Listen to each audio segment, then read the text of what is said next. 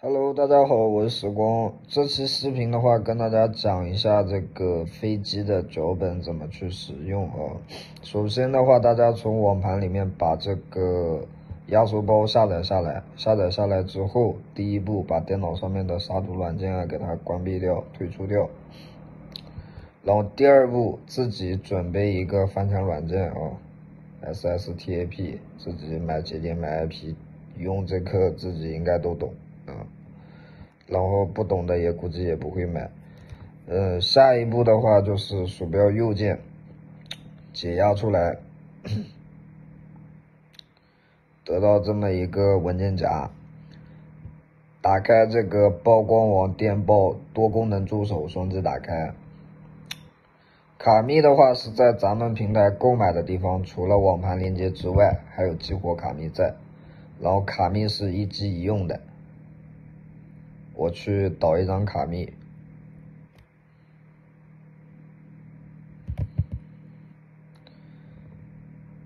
然后把卡密粘贴上去，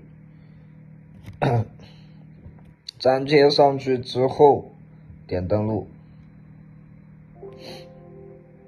然后耐心等待一下，它这里会有一个卡顿时间在，反应时间在。如果说你们出现打不开或者进不去的状况，就是电脑系统的问题啊，我这边测试是没有任何状况的。然后这里的这个卡号不要管它，直接点登录。如果你们登录不上，那就说明你们要么就是杀毒没关，要么就是系统有问题，系统不兼容，导致这个脚本用不了。解决办法也很简单，就是换电脑或者重装系统然后脚本的话，它设置的功能比较多，有采集功能、拉人功能、频道私发等等功能。然后它这里的话，采集群组的功能是没有用的，就是用不了，应该是飞机那边的接口和谐了。我测试了一下，可能是我不太会用，或者说这个功能就已经彻底没用了。还有一个就是它这个频道刷新的功能，这个功能好像也用不了了，也是因为接口和谐了，用不了了。这两个功能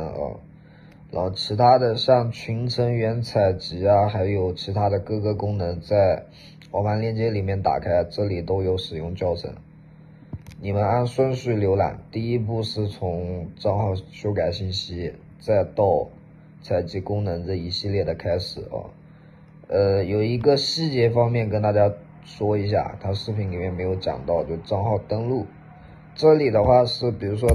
国内的手机号加86空格，一定要有一个空格，然后手机号再空格6762再空格5670，这个能明白吧？然后获取验证码，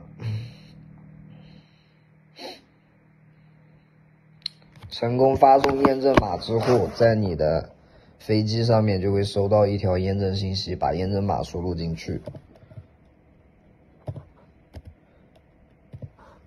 点确认登录，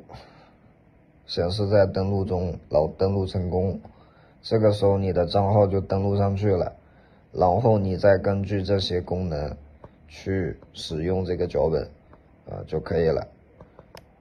这期视